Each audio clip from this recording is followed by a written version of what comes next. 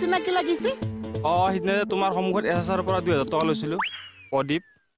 সেইজনেই প্ৰদীপত 2000 টকা কথা যে তাক মই সদায় মনত পেলাই ৰাখিছো। ভাল কাম কৰিছে।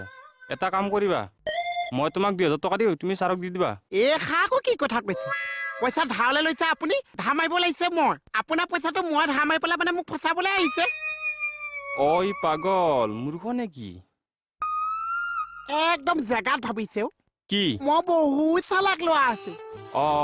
তুমি এনেকে থাকা। তুমি এটা ভুল ভাবিছা। মই কি?